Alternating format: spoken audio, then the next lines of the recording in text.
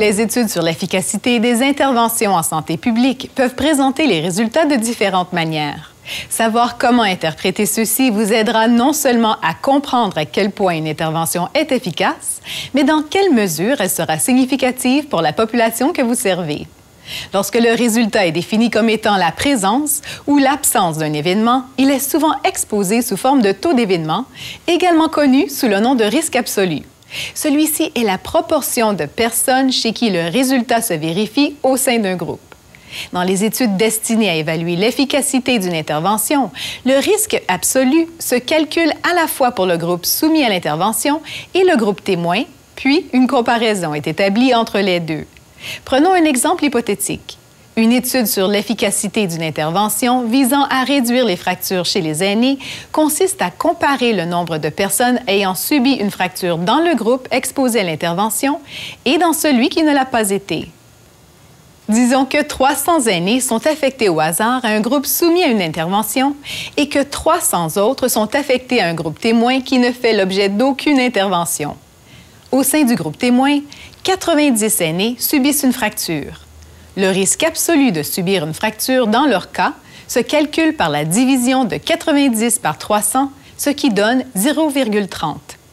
Nous pouvons présenter ce résultat sous forme de pourcentage en le multipliant par 100 et nous obtenons alors un risque absolu de fracture de 30 % pour le groupe témoin.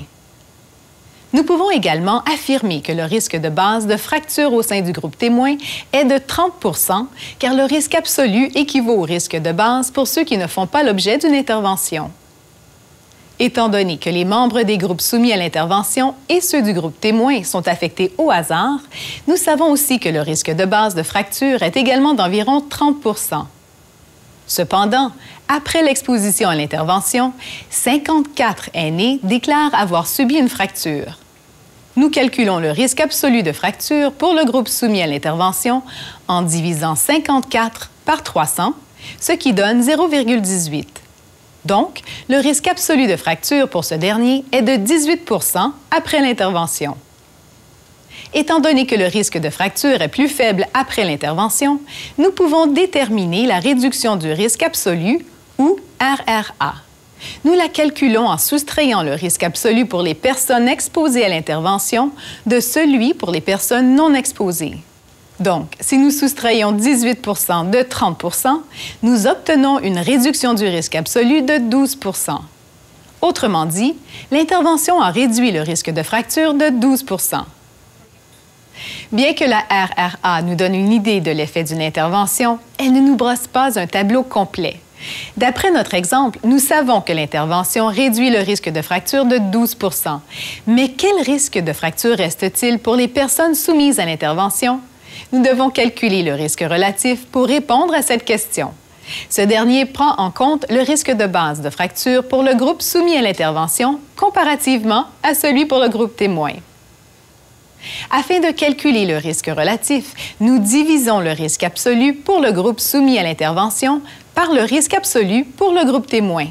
Donc, aux fins de notre exemple, la division de 18 % par 30 % donne 0,60.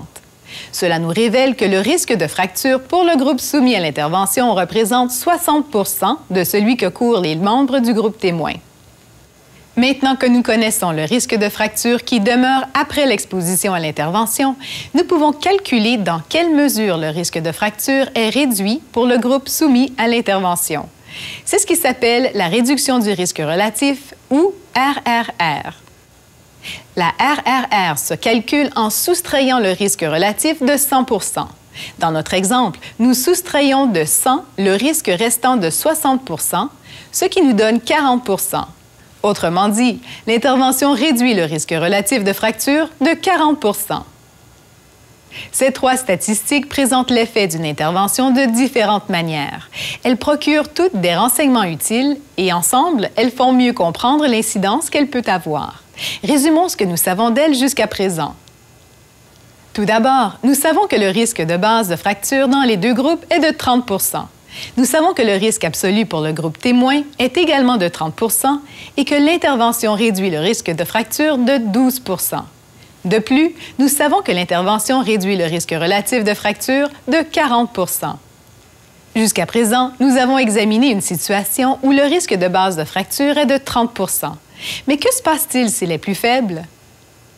Disons qu'une autre étude révèle que le risque de base de fracture est de seulement 10 %.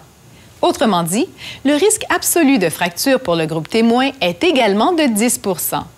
Si les membres des groupes sont affectés au hasard, nous pouvons présumer que le risque de base pour le groupe soumis à l'intervention est aussi d'environ 10 %. Tenons pour acquis que l'intervention a le même effet que dans la première étude et que la réduction du risque relatif est de 40 %. Par conséquent, après l'intervention, le risque de fracture pour le groupe soumis à l'intervention équivaudra à 40 % de 10 %. Autrement dit, le risque absolu pour ce dernier sera de 6 %. Afin de calculer la réduction du risque absolu, nous soustrayons le risque absolu de 6 % pour le groupe soumis à l'intervention du risque absolu de 10 % pour le groupe témoin et nous obtenons 4 %. Dans notre seconde étude, lorsque le risque de base de fracture est de 10 % et que la réduction du risque relatif demeure à 40 %, la réduction du risque absolu de fracture est de seulement 4 %. Récapitulons. Dans la première étude, le risque de base de fracture est de 30 %, la réduction du risque absolu est de 12 % et la réduction du risque relatif est de 40 %. Dans la seconde étude, même si la réduction du risque relatif demeure à 40 %, quand le risque de base tombe à 10 %, la RRA diminue à 4 %. Ces deux exemples illustrent en quoi le risque de base qu'un résultat s'obtienne influence la réduction du risque absolu, même si la réduction du risque relatif est inchangée. C'est pourquoi il importe de prendre en compte le risque de base au sein de la population avant de procéder à une intervention. S'il est inférieur par rapport à celui que courent les populations étudiées, alors la réduction du risque absolu pour la population que vous servez sera moindre que celle dont font état les études publiées. Le contraire est vrai si le risque de base est plus élevé. En calculant ces statistiques vous-même, vous pourrez prendre des décisions plus éclairées. Presque toutes les études publiées indiquent le nombre de participants chez qui le résultat se vérifie dans les deux groupes, ainsi que le nombre total de participants dans chacun d'eux. C'est tout ce qu'il vous faut pour effectuer vos propres calculs. En vous exerçant un peu, vous pourrez utiliser ces statistiques avec plus de confiance afin d'orienter les décisions sur les interventions en santé publique. Afin d'en savoir plus sur le calcul et l'interprétation du risque relatif, visionnez notre vidéo « Risque relatif, facile à calculer et à interpréter ». Afin d'en savoir plus sur le processus de prise de décision fondé sur des données probantes, visionnez notre vidéo « Prise de décision fondée sur des données probantes, un cadre d'orientation pour la santé publique ».